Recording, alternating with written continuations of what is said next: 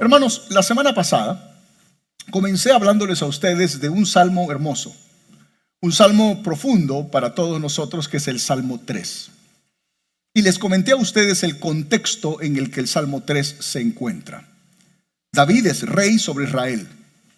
David ha pecado hace un tiempo atrás con Betsabé, con aquella mujer que él mira que se está bañando y se enamora de ella y la trae a su recámara y pues se acuesta con ella y tiene un hijo con ella. Ella queda embarazada y el marido de ella está en la guerra. Y cuando David es informado de esta situación, pues David, como todo hombre, trata de buscar una salida al problema. Y su salida es, necesitamos tapar esta situación, y manda a llamar al marido. Ustedes conocen la historia, para que se acueste con su mujer. Su marido, que es un soldado, viene a atender lo que el rey está tratando de pedirle que haga, pero decide no acostarse con su mujer porque es un hombre que está, digamos, en plena guerra. Decide que no debe hacerlo y al final David se comienza a desesperar y opta por la cosa más complicada, que es mandarlo al frente de la batalla al marido de Betsabé, y el marido de Betsabé, Urías, muere. Al poco tiempo él va y toma a Betsabé como su mujer, y la toma, la hace su mujer, la hace de él.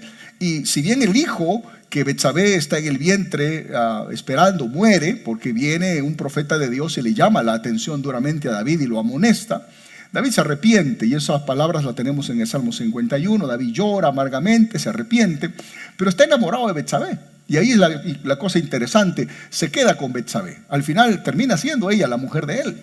Y es interesante porque David tiene un montón de mujeres. David no es que tiene una mujer o dos mujeres. David tenía muchas mujeres porque Dios se lo permitía. Pero es algo con Betsabé que lo enamora a él, y él se queda con Betsabé. Y después de que el primer bebé que está en el vientre de Betsabé muere, Dios le permite que ella vuelva a quedar embarazada, y de ese otro embarazo nacería el sucesor de David, Salomón. Ahora, hermanos, pónganse ustedes en esos zapatos. ¿Cómo se deben sentir sus otros hijos? ¿Cómo se deben sentir sus otras mujeres? Que realmente eran hijos legítimos, que realmente eran mujeres que tenían el derecho de decir: mi hijo es el que va a ser, el que va a nacer y va a ser el rey de Israel. Y que de un momento a otro David decida tomar a una mujer que no tiene nada que ver, en medio de todo el escándalo que ha habido, y de esa unión, que es una unión ilícita, Dios haya dicho: de esa unión, ahora que se han arrepentido los dos, de esa unión voy a hacer que nazca Salomón. Y Dios lo permite. Pero hermanos, lo que sucede con esto es que esto provoca problemas en el seno familiar. Su hijo Absalón, su hijo mayor, mira esta situación y se enoja con justa razón contra su padre. Y dice: ¿cómo es posible? Yo estoy en la línea de ser el sucesor de mi padre. Dios le ha dicho a mi padre que su descendencia es generacional y que el hijo primogénito es el que debe estar, digamos, a ocupar el cargo del padre. Absalón es el hombre en línea, y de un momento a otro su padre, ya un hombre mayor, David, en el momento que esto ha pasado, probablemente tenía mi edad. Ya no era el muchacho de 17 años que había matado a Goliat. Ya era un hombre grande, ya era un hombre querido por Israel. Y de un momento a otro Absalón mira las actitudes de su padre y dice: pero eso no está bien. Y que de un momento a otro su padre, como todo hombre grande, se enamora de esta mujer, y con ella, que es más joven que él, y con ella tiene este hijo, y con ella, a él la elige, o a él lo elige para que sea el sucesor. Absalón comienza a crear amargura contra su padre en su corazón. Ahora, una de las cosas que no debemos olvidarnos es que cuando David peca, el profeta que viene a su casa es bien claro y le dice: mira, tú te has arrepentido, Dios te ha perdonado, pero las consecuencias de esto que has hecho, Dios no las va a olvidar. Y le dice: la espada nunca se va a apartar de tu casa, David. Y luego le dice el profeta Natán a David algo que David quizá no lo entendió. Y le dice: y tu prójimo se acostará con tus mujeres a la luz del día.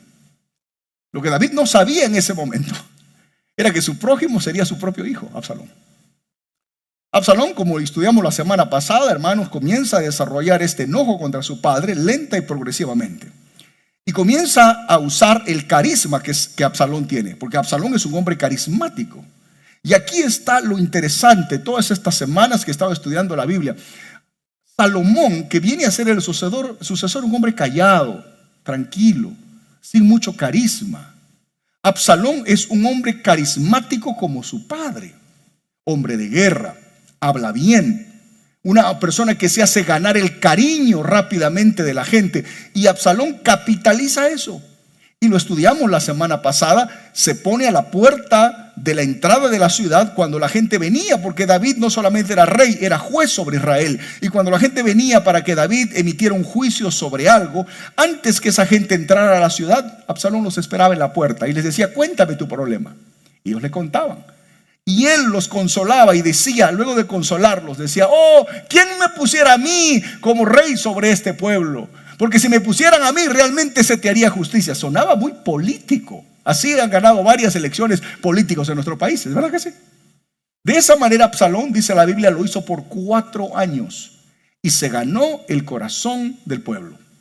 Cuando se ganó el corazón del pueblo, decidió ya en ese momento tomar cartas en el asunto, decidió venir con un ejército y tomar a la fuerza el reinado y matar a su padre. Miren cómo comienza la situación a complicarse.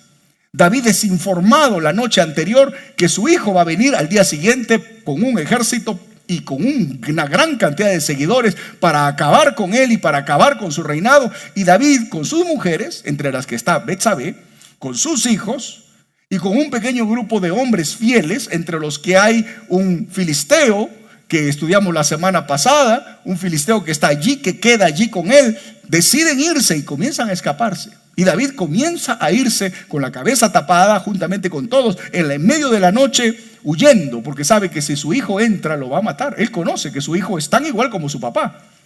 David sabe que Absalón es tan igual como él. Por eso que los papás sabemos el carácter de nuestros hijos. Salomón probablemente hubiese perdonado a su papá porque su carácter era un hombre muy compasivo, era un niño muy compasivo, pero Absalón no. David sabe que si Absalón entra, Absalón va a acabar con su padre y va a acabar con las mujeres de su padre y va a acabar con los hijos ilegítimos, los hijos de su padre, porque Absalón quiere el reinado, y va a acabar con todo lo que su padre ha hecho. David lo sabe.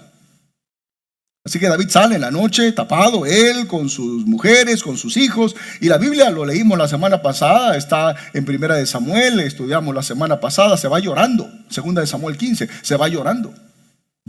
Él llora. Dice la Biblia que pasan por el torrente es como una catarata, el torrente de Cedrón pasa llorando. Ahora quiero que se pongan en este escenario.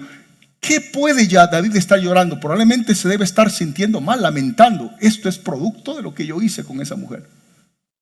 Probablemente él se debe sentir: esto ha pasado por culpa mía. ¿Cuántas veces, hermanos, cuando las cosas nos pasan en el presente, inmediatamente comenzamos a mirar nuestro pasado y a autoculparnos y decir: esto me pasa porque esto fue lo que yo coseché o lo que yo sembré? Y si bien, hermanos, hay un principio cierto en ello, que todo lo que el hombre siembra cosecha, hay también otro principio en el que dice que cuando un hombre o una mujer se arrepiente delante de Dios, Dios le perdona su pecado. Aquí hay un tema interesante en David: se siente culpable. Y para cosas peores, David llega a un territorio que él le había dejado a la familia de Saúl, su antecesor, para que vivieran, esperando de que le mostraran una cierta bondad después de lo que él había hecho por la poca familia de Saúl. Y dice la Biblia que sale un hombre descendiente de Saúl llamado Simei y agarra piedras y le grita y le dice: fuera de aquí, maldito. Y lo comienza a él y a su familia a tirar piedras y a maldecir. En todo ese escenario, toda esa noche, David llega a un lugar, una cueva, a esconderse con toda su familia. Hermanos, qué difícil tiene que haber sido esto.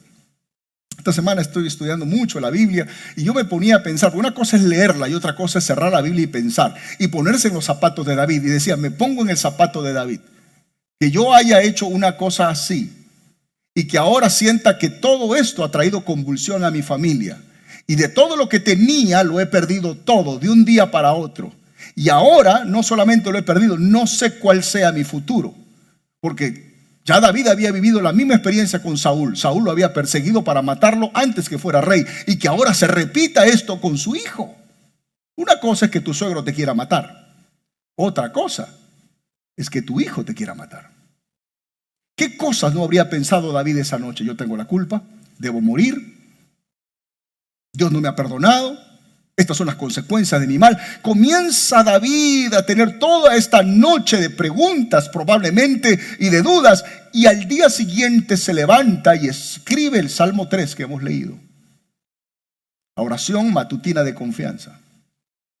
Y los primeros dos versos que toqué la semana pasada, hermanos, les hablé a ustedes que los primeros dos versos de la semana pasada nos reflejan a nosotros las dificultades de David. Acompáñenme por favor con sus Biblias, Salmo 3, verso 1 y 2. La semana pasada lo estudiamos. Los primeros dos versos, David escribe en la mañana, el día siguiente, después de toda esta crisis que está viviendo. Oh Jehová, ¿cuántos se han multiplicado mis adversarios? Muchos son los que se levantan contra mí. Muchos son los que dicen de mí, hablan de mí. ¿Qué dicen de mí? No hay para él salvación en Dios. Selah. Les dije, hermanos, a ustedes la semana pasada de que mientras David está teniendo toda una crisis emocional en el lugar donde está escondido, Absalón ha entrado a Jerusalén. Su hijo ha entrado a Jerusalén, ha entrado al palacio, se ha autoproclamado rey, y el hombre más cercano, el primer ministro, el amigo más cercano de David, Ahitofel, en lugar de ir con David, a quien llamaba amigo, se queda y le da toda información de primera mano a su hijo Absalón. Por eso les dije la semana pasada que uno no puede confiar ni en los mejores amigos. Al final del día, el único que tenemos es Dios. Y allí está Absalón. Y como si fuera poco, dice la Biblia que en el terrado, en el terrado de la casa, en la azotea, Absalón manda a poner una carpa. Y las pocas mujeres de David, porque David tenía muchas mujeres, y creo que en un momento les expliqué a ustedes que Dios le permitía en el Antiguo Testamento a sus reyes tener mujeres vírgenes, solas. Podían tomar cualquier mujer sola. Lo que no le permitía a Dios a estos hombres era tomar mujer de otro hombre. Eso lo había penalizado la ley de Moisés. La ley de Moisés había sido muy clara: no codiciarás la mujer de tu prójimo. Entonces Dios le había permitido a todos sus reyes, y les habían dicho: si ustedes quieren mujer, tomen cualquiera que esté sola. Pero mujer que tenga marido, no pueden tomarla, porque violan un principio que Moisés había establecido. Hermanos, David tenía tantas mujeres que algunas quedaron, no todas se fueron con él. Entonces Absalón pone una carpa en el terrado de la casa de su padre. El mismo terrado o tejado o terraza donde el mismo David había salido una mañana que no había ido a la batalla a mirar, y ahí había visto prendidamente la belleza de esta joven llamada Betsabé, y se había quedado embobado y embelesado. En la misma terraza, Absalón manda a construir o poner una carpa, y hace llamar a cada una de las mujeres de su padre que habían quedado, y se acuesta con cada una de ellas a la vista de todo Israel. Toda esa información le llega a David. Toda esa información le llega a él, y es probable que David tiene que haber dicho: esto era lo que decía el profeta Natán. Esto es lo que dijo cuando a mí me llamó la atención por lo que hice, y me dijo: y tu prójimo se acostará con tus mujeres. Esto, ¿quién iba a pensar? Pensé que podía ser cualquier otro hombre, pero no mi hijo. Y ahí está David escribiendo el Salmo y diciendo lo que dije la semana pasada, contándole a Dios sus dificultades. Oh Jehová, se han multiplicado mis adversarios. Muchos son los que dicen, y ahora el pueblo está apoyando a Absalón, muchos son los que dicen de mí: no hay salvación, no hay para él salvación en Dios. Y luego dice Selah. La palabra Selah, hermanos, significa reflexión. David escribe los dos primeros versos de su canción, de su poema, y dice: voy a parar para pensar.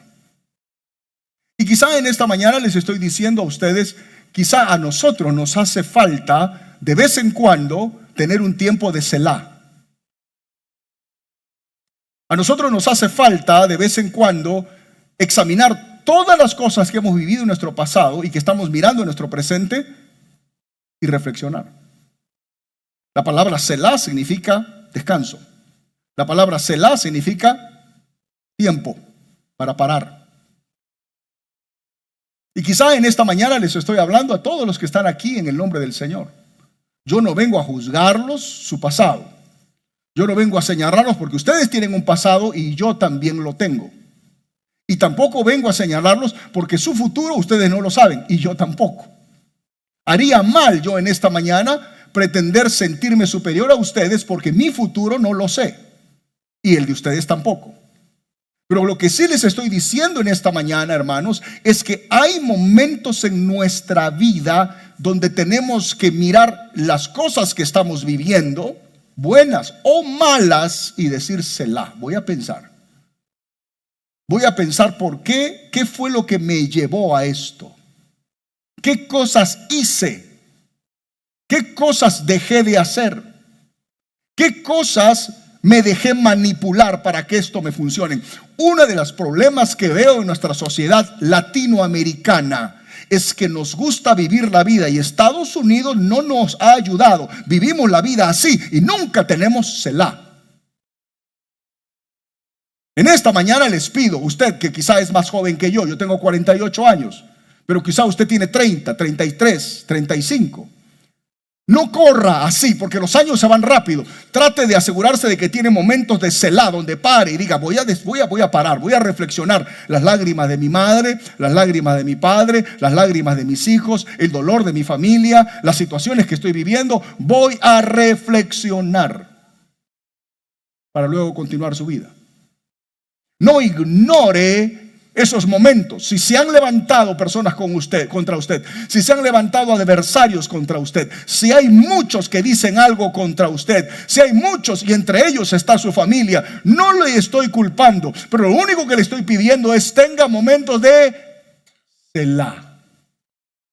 ¿Podemos decir amén en esta mañana? Tenga momentos de Selah donde diga voy a parar aquí porque todo esto tengo que reflexionarlo. ¿Cuántos de nosotros tenemos que reflexionar que nuestros hijos quizá están como están porque le metimos 2, 3 padres? Nos vieron a nosotros hacer las cosas que no debíamos hacer y hoy día en su adultez nos lo están mostrando en la cara. Selah. Selah. El peor error que puedes cometer es pretender, como decía un viejo bolero que mi abuelito solía cantar años atrás. Decía ese viejo bolero, échale tierrita y tápalo. No se puede. Ese bolero cantaba de un viejo amor y decía, bueno, no funcionó, échale tierra y tápalo. No funciona así. Tenemos que llevar momentos de Selah. Si tú te equivocaste una vez en tu vida matrimonial, Selah. Que andas buscando a otro hombre y ya, Selah. Que acabas de salir de una relación sentimental y te ha herido el alma, Selah. Alguien diga amén en esta mañana. Acabas de botarte del trabajo o acabas de perderlo porque hiciste algo, dijiste algo, Selah. Fracasaste en algo, quisiste hacer algo y no te salió bien. Empezaste un negocio, la cosa no funcionó. Lo único que te estoy pidiendo, no te estoy culpando, ni culpando a nadie. Lo único que te pido es Selah. Alguien diga amén en esta mañana. No sé si me están entendiendo, hermanos. Selah. Dígale que está a su lado, Selah. Dígale así, Selah. Dígaselo, Selah. No celón, no celo, sino Selah. Selah. ¿Cuántas veces, hermanos queridos, nos gusta pasar la página? Nos enseñaron en América Latina que cuando algo inmediatamente hemos estado borrando. Nosotros somos de la época así, ¿verdad? Todavía. Que nos enseñamos, ustedes, muchos de ustedes de mi época, que escribíamos en América y nos salía mal. Les borra, y luego que borrábamos se hacía un hueco. ¿Qué hacíamos? Saca la página, empieza de nuevo. Y eso se nos ha quedado en la cabeza. Entonces nosotros creemos que la vida es igual. Me equivoqué, ahora saca la página que venga otra. En esta mañana les quiero decir Selah. Alguien diga amén en esta mañana.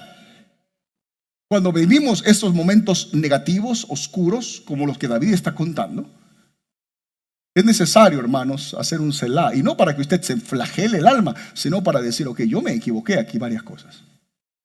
Aún si le estuvieran haciendo injusticia a usted, Quizá usted se equivocó poniendo a la persona incorrecta al lado suyo, llamándole amigo. Entonces, aún así, necesita Selah. Alguien en esta mañana necesita Selah. Y tú estás desesperado buscando consejeros, psicólogo, el pastor me habla, una palabra, un profeta. Friend, amigo, compañero, hermano, patita, decimos en el Perú, patita. Lo que tú necesitas es párale tus revoluciones y Selah. Habiendo dicho esto, la semana pasada hablé sobre las dificultades de David. En esta mañana quiero solamente hablar sobre el versículo 3 y 4, la confianza de David. Luego que David hace un Selah, una pausa, en el verso 3 dice David, 3 y 4, pónganlo en la pantalla. Mas tú, Jehová, eres escudo alrededor de mí, mi gloria, el que levanta mi cabeza. Con mi voz clamé a Jehová, y él me respondió desde su monte santo, Selah. Hermanos, hay dos cosas que David va a hacer. En estos versos 3 y 4, la semana pasada el verso 1 y 2 hablaban de las dificultades de David. En esta semana el verso 3 y 4 habla sobre la confianza de David. Sí, David había pecado gravemente con Betsabé. Sí, David había dado una mala imagen a sus hijos de lo que realmente era el pacto con Dios. Pero también era cierto que ese mismo David que había pecado se había arrepentido. Y se había arrepentido genuinamente. El Salmo 51 es la expresión más pura de un hombre que le llora a Dios y le dice: Dios mío, si quieres quítame todo, pero no me quites tu espíritu. En otras palabras, quítame el reinado, pero tú no te vayas, porque Dios, cuando yo no era rey y solamente cuidaba las ovejas de mi papá, tú estabas conmigo. Entonces puedes darte el lujo de quitarme todo, pero no quiero que tú me dejes, Señor. Eso es arrepentimiento. Saúl fue diferente. Saúl se equivocó muchas veces, pero él nunca oró así. Saúl oraba: no me quites el reinado, no me quites el reinado, aunque ya estaba alejado de Dios. David en su arrepentimiento le clama a Dios y le dice: no te vayas de mí, llévate todo, pero no te vayas de mí. Pero también es cierto, hermanos, que si bien Dios perdona, las consecuencias de nuestros actos permanecen y nos persiguen. Y Dios usa las consecuencias de nuestros actos para enseñarnos a través de las crisis el valor de reflexionar, el valor de Selah. ¿Qué hace David, hermanos, para mostrar la confianza que él tiene? Lo primero que hace es miró a Dios. Eso lo vemos en el versículo 3. Mas tú, oh Jehová, miró a Dios. Es lo primero que hace. Miró a Dios. Y hermanos, para mí esto es importante porque es un cambio de visión. David cambia de visión horizontal a vertical. Y en esta mañana les quiero decir esto porque esto es lo que a nosotros nos toca vivir. Cuando nosotros miramos la vida horizontalmente, vamos a ver la realidad de la vida. ¿Qué era lo que David veía? ¿Qué veía? Veía adversarios, veía enemigos, veía familia contra él, veía rebeldes, veía traicioneros, veía pseudo amigos que se habían levantado con él, no veía futuro, se veía fugitivo, se veía solo y probablemente se veía muerto. Cuando miramos horizontalmente la vida, vamos a ver la realidad de las cosas. Pero hermanos queridos, las cosas horizontalmente a veces son tan difíciles que les quiero recomendar en esta mañana: no nos pasemos el resto de nuestra vida mirando horizontalmente, porque si miramos horizontalmente, nuestro tiempo de alabanza, de adoración y de oración siempre va a ser: Señor, pero es que este tiempo se levantó esto, y ahora este problema con mi hija, y ahora este problema con mi hijo, y ahora se levantó mi cuñada, y ahora mi cuñado, y ahora con mi mamá, ahora con mi marido, ahora, Señor, tengo este problema de salud, ahora, Señor, este problema económico. Llega un momento que si bien vivimos en este mundo, tenemos que dejar de mirar horizontalmente, porque si solamente miramos horizontalmente, solo vamos a ver problemas. Llega un momento donde tenemos que salir de ahí y mirar verticalmente, levantar nuestros ojos a Dios. Por eso que David levanta sus ojos y dice: mas tú, oh Jehová. Cuando los miraba abajo, miraba enemigos y adversarios. Cuando los levanta, mira que Dios sigue sentado en su trono. David no está ya en su trono, pero ¿eso qué importa? Lo que importa es que el Dios al que servimos sigue sentado como Rey, como Señor, como el eterno Dios y como el Padre poderoso nuestro. El día en que Él ya no esté sentado ahí, ahí sí preocúpese.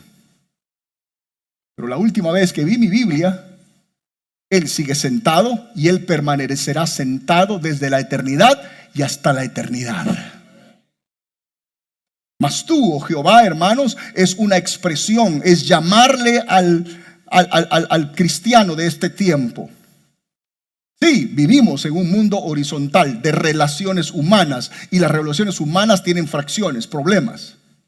Pero si solamente miramos de esta manera, vamos a equivocarnos. Mas tú, oh Jehová, significa mirar a Dios. Por eso que Hebreos, capítulo 12, versículo 2, el escritor de Hebreos nos lo dice de una manera muy, pero muy hermosa. Y dice en Hebreos 12:2, puestos los ojos en Jesús, el autor y consumador de la fe.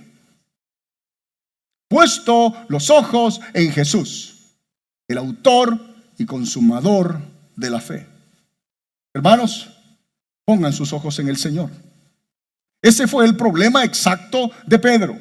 En Mateo 14 es interesante la historia. El Señor viene caminando sobre el agua y Pedro y todos los demás: un fantasma, un fantasma. Y él le dice: no, soy Jesús. Entonces Pedro, bocón, hablador. Bueno, si eres Jesús, deja que yo también camine sobre el agua. Jesús le dice: bueno, dale pues, ¿quieres? Dale. Y Pedro comienza a caminar sobre el agua. Y todo está bien. Ahora sí, síganme las cámaras. Y todo va a estar bien, hermanos, si nosotros caminamos mirándolo a Él, que era lo que Pedro tenía que hacer. Llegó un momento donde Pedro dejó de mirarlo al Señor Jesús. Jesús está a la altura donde está ese poste allí negro. Y todo lo que Pedro tenía que hacer era seguir caminando mirándolo a Él. Mientras Pedro lo miraba a Él, no se hundía. En el momento que dejó de mirarlo a Él, en el momento que miró abajo, ¡pum!, se hundió. Y se hundió tanto que comenzó a gritar: sálvame que me ahogo. Un pescador, un hombre de mar. No importa qué erudito seas, amigo y amiga, y te habla alguien que tiene un doctorado. No importa si tú tienes mucho conocimiento intelectual, no importa si eres un gran hombre, una mujer de negocios, no importa si eres una persona con mucho carisma o con mucha clase social o con mucha vida de alcurnia y de élite y de elegancia. It doesn't matter. Si tú no pones tus ojos en Jesús y miras abajo, te hundes en el mismo lugar donde tú eres experto. ¿Qué es lo que David mira? ¿Están todavía aquí, hermanos, en esta mañana? ¿Qué es lo que David mira? David mira dos cosas en el Señor. Número uno, que el Señor eres escudo alrededor de mí. Es lo primero que mira. Eres escudo alrededor de mí. Hermanos, en la antigüedad el escudo era una pieza importante en la defensa del soldado. Le brindaba protección a su cuerpo, al cuerpo del soldado. Y el escudo podía ser tan grande que a veces cubría todo al cuerpo del soldado. En el Antiguo Testamento la Biblia nos habla que con frecuencia se usaba la palabra Dios es escudo en relación a su pueblo. En Génesis 15:1 Dios le dice a Abraham: yo soy tu escudo. Moisés al final de los 40 años en el desierto, cuando ya se está despidiendo de Israel antes de su muerte, Moisés dice de Jehová: tú eres escudo de nuestro socorro. Deuteronomio 33:29. David en los salmos usa continuamente la palabra Dios es mi socorro. Salmo 7:10, Salmo 18:2, Salmo 18:30. Así que esto no es algo nuevo. Israel mismo había vivido la experiencia de Dios como escudo. Simplemente que el escudo tenía la forma de una nube y de una columna de fuego. Esa nube los guardaba del sol y la columna de fuego los protegía y les daba calor en la noche. Y esa misma columna de fuego fue la que impidió que los egipcios que venían detrás de ellos para volverlos a tomar cautivos pudieran tocarlos. Ellos conocían la palabra escudo. Israel en su historia sabía lo que era un escudo. Así que David ahora, el rey fugitivo, como debo llamarlo, que sabe que lo van a matar porque él sabe que su hijo es tan guerrero como es su padre. Él sabe que tiene las mismas cualidades que su padre. Es hijo de su padre, es sangre de su sangre, tiene la herencia de su padre. Él sabe probablemente que sus días están contados humanamente, pero también recuerda que al final su vida no está en la mano de Absalón, su hijo. Su vida está en la mano del Dios al que él ha mirado. Interesante que David dice: Señor, no solamente eres escudo al frente, eres escudo alrededor de mí. Él está hablando acerca no de un escudo como los que usan los soldados, está hablando de una protección absoluta de Dios. Cuando se levantan los adversarios, hermanos y hermanas, Dios es tu escudo totalmente. Porque es bonito que Dios me proteja. Yo siempre oro: protégeme cuando tengo alguna reunión con alguien, porque quizás tenga malas intenciones para dañarme, para mentirme, para estafarme, Señor. Pero a veces hay cosas que nosotros no sabemos. Pero Dios es tan lindo que no solamente te cubre con quienes tú te encuentras, te cubre de aquellos que están detrás tuyo y que tú no sabes que están hablando de ti. Por eso que Él es escudo alrededor nuestro. No basta con que usted le diga: Señor, sé mi escudo. No. Le pido en esta mañana que diga: Señor, sé mi escudo alrededor mío. Sé escudo alrededor de mi familia. Sé escudo alrededor de mi casa. Sé escudo alrededor de mis hijos. Señor, sé escudo alrededor de mi trabajo. Sé escudo, Señor, alrededor de mi ministerio. Sé escudo alrededor de mi juventud. Sé escudo alrededor de los míos. Señor, sé escudo alrededor de mí. Y algo le quiero prometer a usted: que los hijos del Señor no solamente son cuidados por delante, el Señor los cuida por cualquier parte de su vida, los protege. Hay adversarios que no vemos, hay enemigos que no vemos, hay voces que no escuchamos, hay gente que quizá ni siquiera en este país está, que a lo mejor está hablando de usted y criticándolo, especialmente los que tenemos ciertos seguidores en las redes sociales. Hay gente que nos quiere, hay gente que simplemente por la naturaleza que Dios nos ha dado, cierta popularidad, si se puede llamar así, nos odia. Entonces Dios es escudo alrededor de nosotros. No solamente es escudo cuando me levanto en la mañana y salgo a trabajar, es escudo con los que me conocen en Perú, con los que me conocen en México, en El Salvador, en Honduras, en Argentina. Si alguien por allí quiere hablar de alguien, o quiere hablar de usted, o quiere hablar de mí, Dios es escudo. Segunda cosa que David ve es que el Señor es su gloria y el que levanta su cabeza. Desde una perspectiva humana, David, hermanos, se encuentra en una situación vergonzosa. Lógico. Esto es vergonzoso. Cuando una familia se cae, es vergonzoso. Usted podrá decir: bueno, ya se fue un mal hombre, que se vaya. Sí, puede ser lo que usted quiera decir, pero es vergonzoso. Usted podrá, digamos, proyectarlo, describirlo. Sí, más vale sola que mal acompañado. Está bien, pues dale. Pero es vergonzoso. Sí, todos estamos de acuerdo que era un mal tipo, pero la situación nunca es buena. Es vergonzoso. Cuando los hijos se rebelan contra los padres, es vergonzoso. Yo no conozco a nadie, yo gracias a Dios vivo en una comunidad tranquila, pero si uno de mis vecinos gritara y se dijeran de todo y se insultaran y luego al día siguiente no saldrían contentos, saldrían avergonzados.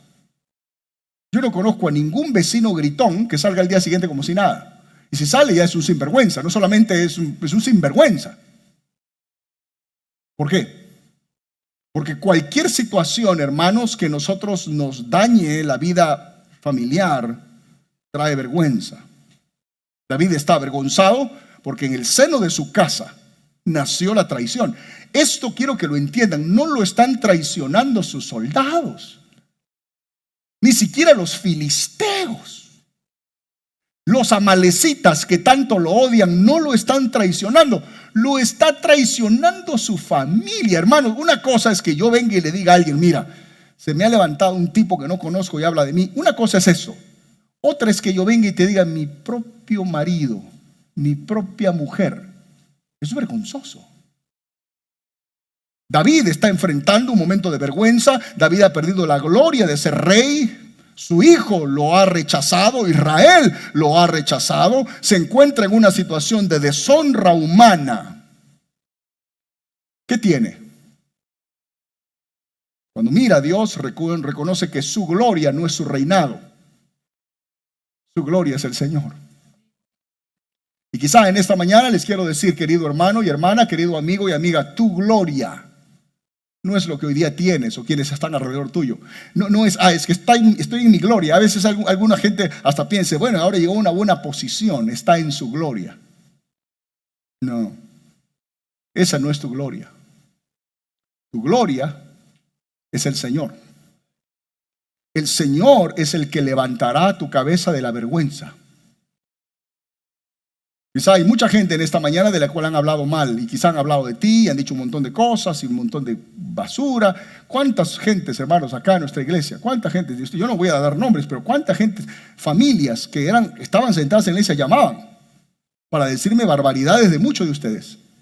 ¿Cómo puede usted recibir a esa persona en su iglesia? Si esa mujer es si es hombre es Y yo nunca me tomé el tiempo de decir, mira, me llamó fulano, nunca. Simplemente colgaba el teléfono y oraba y decía, Señor, tú eres la gloria de este hermano, de esta hermana, tú vas a levantar su cabeza tarde o temprano. Hermanos y hermanas, en esta mañana les quiero decir a ustedes, si a ustedes los quieren avergonzar, quizás los van a avergonzar por un poco de tiempo, pero no por mucho tiempo. Dios levantará su cabeza. Y esto sucede cuando usted diga, mi gloria no es el carro que hoy día tengo, la casa donde hoy día vivo, la ropa que hoy día me pongo. Mi gloria no es nada de esto. Mi gloria es mi Señor. Ese hombre y esa mujer que ha aprendido que el reinado no es su gloria, a esa gente el Señor le levanta su cabeza. Número 2, y con esto termino. Lo primero que David hace es miró a Dios. Lo segundo que David hace es clamó a Dios. Miró a Dios, verso 3, clamó a Dios, verso 4. Dice el verso 4, con mi voz clamé a Jehová. Y termina diciendo, y él me respondió desde su monte santo. Selah. Hermanos y hermanas, no basta con mirar a Dios y decir, sí, yo sé que hay un Dios que me ama y yo sé que hay un Dios que tiene todo bajo control. No basta. Hay que clamarle a ese Dios. Justamente la oración, hermanos, no es porque Dios no sabe nuestros problemas. Usted cuando ora no le está informando a Dios. No. Cuando usted ora, usted está mostrando dependencia de Dios. Y está diciendo, Señor, tú conoces esta situación, pero te la digo a ti porque tú eres el único que me puede ayudar. La palabra clamar realmente está significando de que David ha levantado su voz en aflicción. David en algún momento de esa noche, cuando la familia estaba dormida en esa cueva donde están huyendo, en ese frío de la cueva donde están, en algún momento, como todo padre genuino y serio, se ha levantado en la noche, en algún momento tiene que haber salido y tiene que haber gritado de dolor y dicho, oh Dios, ya no puedo más. Eso es clamar. Y acá voy con todos aquellos que vienen a la iglesia y que creen que porque oran así, Dios los va a escuchar. No, amigo. No, amiga. Llegan momentos en nuestra vida donde el dolor es tan grande que lo que tiene que salir es clamor a Dios. Hermanos, ¿cuántas veces en los años que tengo de pastor he visto familia querida que muere? Hace un poquito, unos días atrás, un familiar de un pastor en Perú, un muchacho en la universidad, la edad de mi hijo, 23 años. Esta semana ha pasado. Subió en la mañana a tomar el bus, que en mi país llega lleno el bus, y no pudo agarrarse, ¡pum!, cayó muerto. Pasó un carro, se lo pasó por encima. Estudiando medicina. De un momento a otro al papá le avisan a su mamá: tu niño está, pero se acaba de salir hace 20 minutos de la casa. ¿Cómo han llorado esos padres? Claro, ¿cómo no van a llorar? No he conocido a nadie que tenga un momento así que no haya clamado de dolor con justa razón. Y usted me va a decir a mí que venir a la iglesia es porque, como a usted le enseñaron que los bautistas oran, a mí no me importa lo que le enseñaron. A mí lo que me interesa entender es que hay momentos en la vida donde estamos tan albergados de dolor que lo que tenemos que hacer es sacarlo, pero a Dios. Pero somos tan expertos que ese clamor no se lo sacamos a Dios, lo gritamos en la casa. Es a Dios al que le tenemos que clamar y decir: Dios, ya no puedo más. Me siento culpable, me siento miserable, yo siento que tengo la culpa, Dios. Oh, quisiera hasta morirme, no quisiera haberlo hecho. Perdóname, Dios, ayúdame, pero ya no puedo más. Eso es clamar. Eso es realmente alguien que clama a Dios. Eso no es faltarle el respeto a Dios, muy por el contrario, eso es mostrar una dependencia absoluta de que usted es el culpable y hay alguien sentado en su trono de justicia que, a pesar de nuestra culpa, nos oye. No sé si me están entendiendo en esta mañana, hermanos. Eso es lo que David ha hecho en la noche, ha clamado en algún momento de la madrugada, clamado. Ha clamado a Jehová, ha llorado como un niño, ha tenido que decir: Dios, esto me pasó porque yo dije, hice, perdóname. Pero David termina esta parte diciendo: y el Señor me respondió desde su monte santo. Pero ahí está la belleza de ello. Porque para nosotros responder es que Dios cambie la situación inmediatamente. Ese es el problema nuestro. Para nosotros es: me respondió porque ya recibí mi sanidad. Quiero en esta mañana decirle que hay veces que Dios responde y no dice nada. Usted me dirá: pero pastor, David está hablando de responder, pero sigue en una cueva. Su hijo sigue sentado en el trono. Sus adversarios siguen riéndose de él. Las pocas mujeres que tenía siguen acostándose con su hijo. Y él se atreve a decir: me respondió. ¿Qué respuesta es esta? Esa es la respuesta de alguien que entiende de que no necesito ver hoy día algo para confiar de que él ya lo tiene bajo control. Por eso termina diciendo una vez más, después de haber escrito: él me respondió, Selah. Ahora me puedo ir a descansar tranquilo. Ya le dije, ya le conté mi situación, ya le expresé todo y ya él me respondió. Que yo no lo vea ahorita, ese ya no es un asunto mío. Esto, él me respondió desde su monte santo, en realidad quiere decir: mi Dios es más grande que todos los que se han rebelado contra mí. Selah. Tú vienes en esta mañana a la iglesia desesperado: pastor, óreme. Ok, mi pregunta es esto: ¿ya le clamaste al Señor así de corazón? ¿Ya le gritaste al Señor así de corazón, de tu alma? No gritarle a Él, sino contarle a Él, exclamarle tu problema. ¿Ya se lo dijiste? Sí, pastor. Selah. Pero es que me han invitado a una iglesia donde va a venir una profeta y va a soltar palabra. Si ya Dios te habló, si ya Dios te escuchó, Selah. Descansa en el Señor. Pero sigo en la cueva. Selah. Pero Absalón, sí, déjalo a Absalón tranquilo. Ya saliste de mirar horizontalmente, estás mirando verticalmente. Ya deja de hablar de la misma persona. Ya cansas con la misma vaina, dicen en mi país. Cansas. Han pasado los años y sigues hablando de las mismas personas. Ya cansas. Y nosotros los pastores nos cansamos cuando escuchamos el mismo cuento siempre de las mismas personas, acerca de las mismas personas con las que siempre han tenido problemas. En esta mañana te digo, stop it. Levanta tus ojos al Señor, confía en Él y Selah.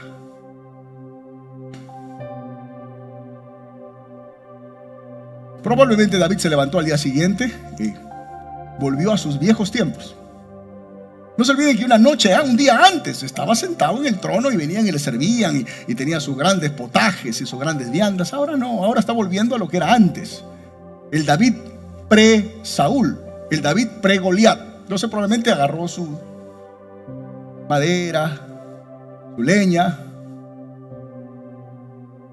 mataron algún animal, como lo solía hacer cuando estaba en sus viejos tiempos, y cocinar y estar con su familia tranquilo. Porque por más que él se preocupe y se enoje y se llene de amargura, Dios ya le respondió. Entonces Selah. En esta mañana te digo, pero pastor, la cosa está difícil, ¿no? Y que la situación migratoria y que esto. Sí, yo sé, pero ¿qué quieres que haga? Yo no soy el presidente de este país. Yo no soy el dueño del banco, ni yo soy la persona. No, ¿saben qué? Una cosa, usted ya le clamó al Señor. Levántese mañana y trabaje en la pollera donde Dios le ha dado y sea feliz. Amén, hermanos. Levántese mañana, hace sus botas y bueno, yo quisiera no estar trabajando así, me gustaría ser el dueño de la empresa, pero ya le pedí al Señor y mientras no llega eso, Selah. Alguien diga amén en esta mañana, hermano. Yo quisiera tener un templo grande, claro que sí. A veces paso por Free Chapel y digo, wow. Claro que sí. A veces miro acá a Pleasant Hill y digo, wow. Y acá hay unos viejitos nomás, Señor. Y luego entro acá y veo el lugar como hoy lleno. A veces falta asientos. Y a veces viene la voz y me dice, ¿viste? ¿Y tú que te has educado tanto, Javier? Tanto te has educado y mira dónde estás. Ese es el diablo, ¿no? Mira dónde estás. Y claro que sí, hayan habido momentos donde en este lugar he gritado. He dicho, Señor, ¿cuándo? ¿Hasta cuándo?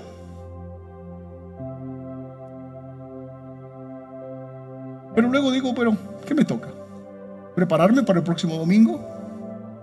¿Poner mi mejor cara para servir al Señor cada día cuando mis hermanos me llaman, cuando mis hermanos me necesitan, cuando hay que ir al hospital, cuando hay que escucharles un problema, cuando hay que ir a sus casas, cuando hay que preparar el estudio bíblico del domingo, para estar en el culto del viernes con ellos, para hacer actividades de Semana Santa? Voy a seguir haciéndolo mientras no llegue eso, Selah.